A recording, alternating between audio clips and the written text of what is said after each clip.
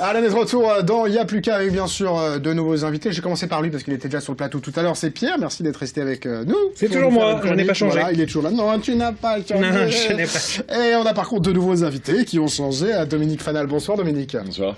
Merci d'être sur le plateau de Il y a plus qu'à ce soir. En face de vous, Claude Coursier. Bonsoir Claude. Bonsoir. Merci à vous aussi d'être présent. On va parler des deux choses différentes. Là, on va parler d'un marché de Noël et puis d'un concert. Donc voilà, on va encore une fois vous proposer, j'espère, à vous qui êtes chez vous, une grande variété écoutez, de choses à faire ce week-end. On avait une humoriste tout à l'heure et on va pouvoir vous proposer plein de choses. L'AIF du Soleil, c'est l'association que vous représentez ce soir, qui en partenariat avec la Maison pour tous Jean Moulin propose un marché de Noël. Ça va bien sûr être d'actualité, mais soyons dans l'actualité, c'est beau de parler de Noël, c'est ce samedi 6 décembre. Est-ce que vous pouvez nous présenter rapidement, avant qu'on parle de ce marché de Noël, qui est l'AIF du Soleil ? Donc l'AIF du Soleil, c'est une association qui est créée depuis juin, qui essaye de reprendre sur ce qui existe, sur un existant qui était quand même très central, qui était la culture et liberté. Donc nous, on s'est focalisé sur les terrains qui se trouvent au sud du Mans, qui sont près du pôle Santé Sud. Et par rapport à des inquiétudes qu'il y avait par rapport aux activités qu'on avait, d'insertion et aussi d'entretien, il y avait une action pour réinsérer les gens. Voilà, de réinsérer. Et puis aussi, il y avait des ateliers d'éveil qui se faisaient au niveau des écoles. Il y avait un gros travail qui se faisait avec les enseignants. Et c'est vrai que beaucoup d'enfants et des familles avaient très peur que cela ne puisse pas se refaire parce qu'il y avait tout un travail d'éveil sur l'environnement. Et c'était très ludique et très pédagogique. Et vous avez pu reprendre une partie de cette activité. On essaye de reprendre cette partie. Donc, il y a un effet. On est dans les mains maintenant de décisions, disons, administratives. Normalement, on espère que nos activités commenceront en début de l'année 2015, en janvier. Et il y avait une activité qui existait avant. Depuis 6 ans maintenant, depuis 2009. Voilà, et qui marchait très bien. Et de l'année dernière, on a eu presque... On n'était pas loin des 500 personnes de visite. Et c'était des petites activités qui se faisaient dans la Maison pour tous Jean Moulin. C'était donc un marché de Noël. Voilà, le marché de Noël. Alors, du coup, vous l'avez repris, ce marché de Noël, mais toujours avec ce côté militant et associatif. Voilà, c'est votre patte. Alors, justement, en quoi ce marché va être militant et différent ? Il y a beaucoup d'associations qui font des ateliers. Il y a des démonstrations. C'est surtout les associations qui sont leur création. Ils les proposent. Ça peut être des cadeaux. Évidemment, il y a des ateliers, des jeux, des jouets. Et puis aussi, pour les enfants, la visite du Père Noël à la fin, avec des promenades en calèche. Il va y avoir des idées cadeaux, des démonstrations de salsa avec l'association. Ça, c'est les associations qui vont participer. Donc, il y a de la salsa, il y a du breakdance. Voilà. Je voulais dire Precipice Crew. Precipice Crew, je m'arrête. Precipice Crew. Enfin, ils sont très bons pour faire du breakdance. Alors, il y a toujours aussi la brigade d'intervention de magie. Alors, ça s'appelait toujours. Et surtout qu'on est dans une période où la magie joue beaucoup. Et justement, parce qu'on a marché des jeux médiévaux aussi, on a la lumière de la fantaisie, et des déambulations en costume avec une troupe qui s'appelle Quand soufflent les dragons. Ça va être sympa aussi. Ça a très très bien marché l'année dernière. C'est à la mode en ce moment. Avec des vrais dragons, c'est ça petit peu qui fait la différence quand même. Comme dans la série. Impeccable. Promenade en calèche, arrivée du Père Noël. Il reste classique notre Père Noël quand même. Oui. On garde les valeurs sûres quand même. Oui, exactement. On n'a pas de dragon sur l'épaule. Non. Bon. Et puis, vous le disiez, c'est important, je le souligne, donc des ventes de produits réalisées par les associations du quartier. Voilà. C'est un moyen vraiment de faire vivre ce quartier et d'échanger. Voilà, c'est un moment d'échange et de solidarité. C'est ce qu'on voudrait essayer de perpétuer avec notre association. Bon, écoutez, on vous le souhaite. En tout cas, rendez-vous le samedi 6 décembre. Ça commence à 14h à la Maison pour tous, Jean Moulin. Est-ce qu'il y aura des cadeaux geeks ou pas à ce marché de Noël ? Alors, ça y est, j'ai dit un gros mot. Souvent, on est bien parti. Quand vous faites ça, Jean-Christophe, je sens dans l'œil des gens des cadeaux technologiques. Non. Je ne peux pas vous dire. Là, je m'en occupe. Bon, vous en occupez. On va geeker, vous allez voir dans un instant. Vous allez tout connaître, Claude, vous allez tout connaître, Dominique, parce qu'on va geeker avec Pierre Denis. On y va.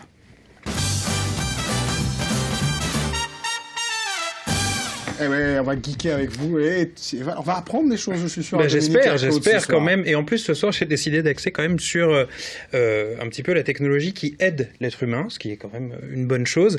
On va commencer avec des boules qui est. Alors, vous allez me dire, ça existait déjà plus ou moins quand même avant, des boules qui est. Oui, mais maintenant, des boules qui est connectées. Ah oui. En fait, c'est très simple, on en parle toujours, les plateformes de crowdfunding, de financement participatif, c'est-à-dire que c'est vous qui mettez de l'argent, vous recevez le produit en avant-première, et ça aide les sociétés, enfin ça aide un créateur à développer son produit. Ils ont créé en fait, des concepteurs ont mis au point des boules qui est connectées qui devaient avoir 100 000 $ pour exister, et ils ont eu 242 000 $ au mercredi 26 novembre pour indicateur, donc ça cartonne.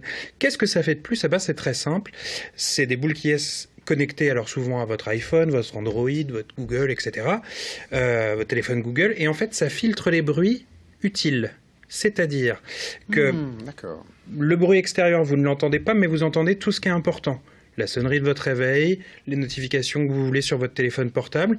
Ça peut être plutôt intéressant pour ceux qui ont vraiment un sommeil compliqué. Moi, personnellement, je peux dormir à côté de travaux, donc pas pour moi. C'est assez design.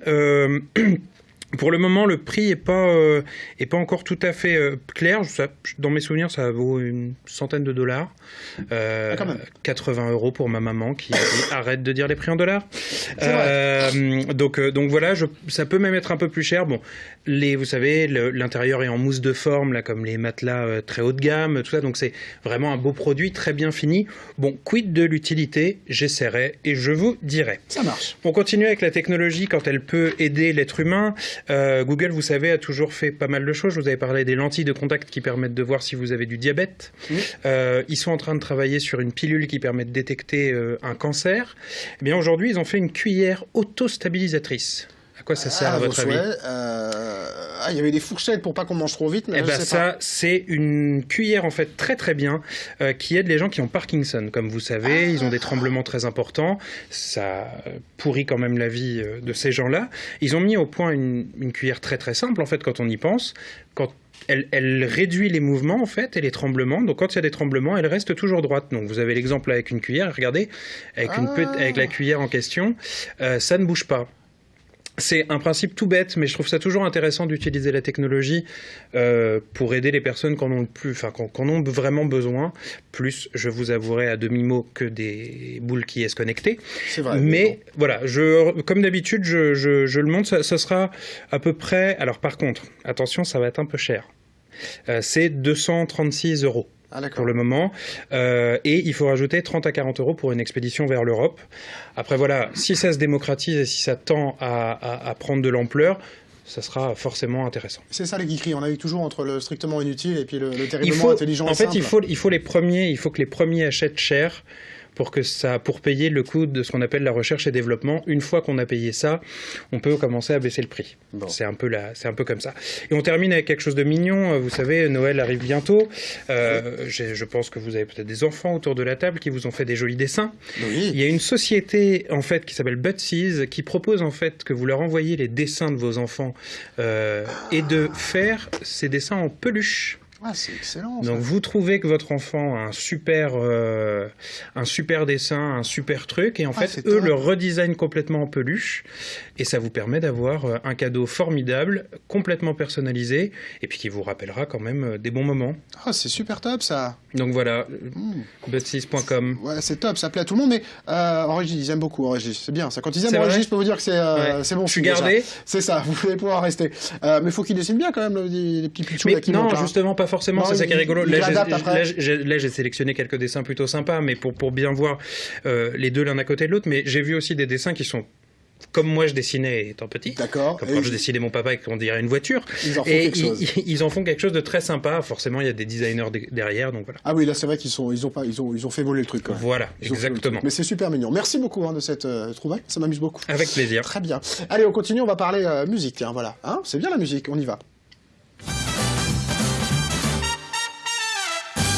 Faut pas mettre les boules caisses, parce que ça marche moins bien. pour vous écouter. Non, mais le public sera connecté, j'espère. Et voilà, connecté, et laissera passer, sélectionnera de pouvoir écouter ce concert.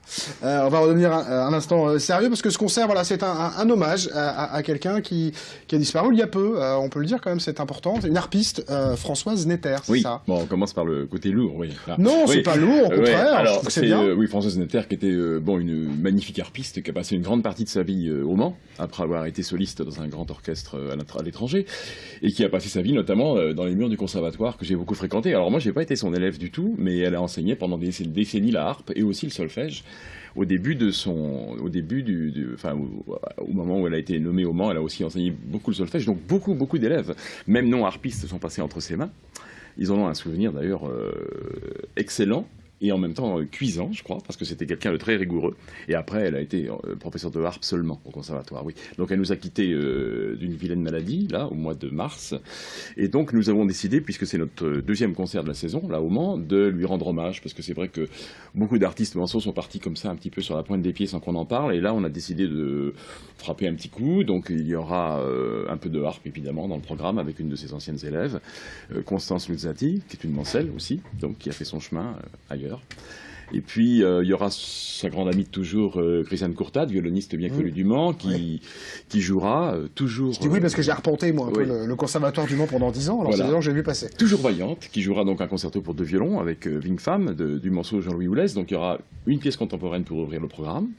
Et puis, bon, il y aura un peu de Bach, il y aura le Magnificat de Bach aussi pour finir, qui est quand même la pièce centrale du programme, avec des chœurs qui viennent de l'Opéra de Paris, et puis 4 solistes, très belle voix je crois, et puis j'oublie 2 pièces, oui, une pièce de 3 pièces même, donc les danses pour harpe et orchestre de Debussy, avec notre Constance Luzzati, et puis 2 miniatures de œuvres que l'on n'attend pas forcément, de 2 compositeurs dont on connaît surtout les grandes machineries, c'est-à-dire Massenet, compositeur d'opéra français, Puccini, donc qui ont fait aussi des œuvres de quelques minutes qui vont bien dans le programme. Une pièce, oui, parce que 4 minutes de musique, tout est dit souvent en 4 minutes, mais ça peut être merveilleux, et c'est merveilleux dans le cas de Massenet.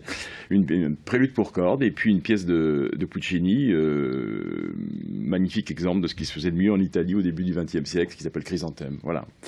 Bon, un très beau programme, hein. Je rappelle les dates. Dimanche 30 novembre, c'est à 16h, hein, comme n'oublie pas, à l'église Notre-Dame de Sainte-Croix au Mans. Adoramus, c'est l'association qui organise. Est-ce qu'on peut rappeler un petit peu les actions d'Adoramus et qu'est-ce qui se passe en ce moment autour d'Adoramus? Donc ce concert, vous disiez, mais c'est une saison complète que vous organisez. Oui, alors en fait, Adoramus, c'est pas seulement, c'est un sigle religieux, c'est Association pour le développement d'un orchestre en résidence, de l'art, de la musique, d'une union symphonique, voilà. Donc c'est une association qui essaie de remettre sur le tapis au Mans une tradition symphonique qui a un petit peu disparu, puisqu'avant il y avait à peu près, vous avez connu, un concert symphonique par mois, et maintenant c'est quelques concerts épars dans l'année. Donc nous essayons avec les moyens du bord de remettre en route ce qui s'appelait les concerts du Mans, avec des concerts symphoniques et de temps en temps un concert de musique de chambre, un récital pour varier un petit peu. Donc là on a une dizaine de concerts sur la saison, là c'est déjà le 2e. Ah, c'est pas mal sur 12 mois. C'est pas trop mal. C'est pas trop mal, oui. On essaie de faire au mieux. Ensuite, il y a un dimanche de la guitare en janvier. Il y a un récital d'un professeur de piano du conservatoire, Guillaume Fournier, fin janvier aussi, avec l'aide de l'Université du Maine. Ça se fait là-bas. Et puis 2 concerts du Rotary Club, qui ne se ferait pas si on n'avait pas le Rotary Club, parce qu'il nous aide beaucoup. Vraiment, c'est une production Rotary Club à l'EPO, en mars. Un concert avec le Chœur Résonance en juin, et puis une ou deux autres prestations dans l'année. Ouais. Alors, qu'est-ce qui vous motive, vous, qui avez, vous aussi, une grande carrière, et vous avez beaucoup voyagé aussi et travaillé avec de grands noms. Qu'est-ce qui vous motive, vous, justement, à faire revenir la musique au Mans? Pourquoi écoutez, c'est un choix qui s'est imposé à moi, qui est très naturel. D'abord parce que même quand je dirige à Mexico ou à Buenos Aires, comme il n'y a pas longtemps, je suis manceau. J'habite au Mans, rue Pierre-Belon, j'aime ma ville, j'ai toujours vécu ici, finalement. Avec le TGV, on prend l'avion très facilement. Bon, donc j'ai toujours aimé cette ville. Et je regrette, vous savez, il y a toujours... C'est peut-être une histoire d'âge aussi. Il y a un moment où on se recentre un petit peu. Il y a des moments où je pense qu'il y a des âges pour tout. Et à 30 ou 40 ans, c'est vrai que j'ai beaucoup voyagé, j'ai beaucoup accepté l'invitation à droite à gauche. Et puis là, maintenant, j'ai un peu envie de me recentrer aussi pour 1000 et une raisons, y compris personnelles. Et j'ai envie de moins bouger un petit peu. Et j'ai trouvé que c'était un petit peu triste à un moment. C'est une chance pour nous, du coup, parce que Bah, on a la ou- chance de voir... c'est vrai que la musique, elle est dite classique, moi j'aime pas trop ces termes-là. Oui, mais parce que ça veut rien dire. ouais. Mais bon, voilà, c'est vrai que malgré tout, Ce qu'on on essaie appelle- d'expliquer. Ce mais qu'on appelle, c'est voilà. pire encore, la musique savante. Oui, c'est peut-être encore pire, oui, c'est vrai, ça le sert encore moins. Mais en tout cas, c'est vrai qu'elle avait un petit peu, voilà, été moins présente. Donc, Ouais. du coup, c'est bien qu'il y ait des gens qui militent, que ce soit facile. Justement, pour terminer, comment, Dominique, vous essayez d'ouvrir, est-ce que vous essayez d'ailleurs d'ouvrir, moi je pense, au plus grand nombre et rendre accessible cette musique qui est justement dite classique ou savante, mais qui est justement très agréable et très abordable par tous, en fait, au final. Bah, au départ, ça a toujours été un peu ma vocation, c'est de ne pas faire que des grandes œuvres connues. Bon, donc il faut toujours, évidemment, dans un programme, attirer le public par un titre, un compositeur, mais c'est vrai que j'essaie toujours de faire connaître aux gens, au public, des œuvres nouvelles, contemporaines ou pas forcément contemporaines, et souvent je m'aperçois que les gens sont attirés par une œuvre, ils viennent pour un compositeur et une grande page, et souvent ils partent du concert en parlant d'autre chose, c'est-à-dire qu'ils disent « Ah, j'ai été très Ça, c'est heureux bien. de découvrir, je me souviens, j'avais fait à Paris, un requiem de Verdi, précédé d'une pièce de Landowski, Marcel Landowski, qui venait de disparaître, et le public partait en parlant de l'Andante cantabile de Landowski, plus que du requiem de Verdi, qu'il n'avait fait que redécouvrir. Voilà. D'accord. Bon, écoutez, en tout cas, une belle méthode. C'est pas bête, ça. C'est pas bête, ça. On met une pièce qui attire et puis on en profite pour voilà, attiser la curiosité Oui. et leur proposer de nouvelles choses. C'est une très bonne idée. En tout cas, dimanche 30 novembre, pour ceux qui nous regardent en direct, là, ce vendredi soir, allez à 16h à l'église Notre-Dame de Sainte-Croix au Mans pour ce grand concert. Et puis, voilà, tous les autres, il suffira de suivre. Hein, vous tapez Adoramus. C'est plus simple comme ça, hein, pour avoir toutes les infos. Et puis, voilà, vous pouvez réserver à l'Office du tourisme demain au 02 43 28 17 22. Merci beaucoup, Dominique, Merci d'être à venu vous. une nouvelle Merci à fois, vous. parce que vous étiez déjà passé nous voir Ouais. sur le plateau. Merci, Claude. Merci, mon cher Pierre. Est-ce que Avec c'est plaisir. l'hiver, hein, c'était, Cette fois-ci, je pars. Voilà, faut y aller. Faut plus rester là, Pierre. Ça Je suis suffit. d'accord. Ça suffit. Dans un instant, on va retrouver Éric Barbier qui va nous parler des 24 heures de slow tracing. Ça, c'est encore une belle découverte. Et puis, Esther nous parlera cinéma et on découvrira, et c'est une chance, Flo. C'est un artiste sartois. On parlera de musical et c'est de la variété. Encore une autre étiquette. Mais en tout cas, c'est un artiste qui vous présentera son travail dans un instant. Allez, à tout de suite.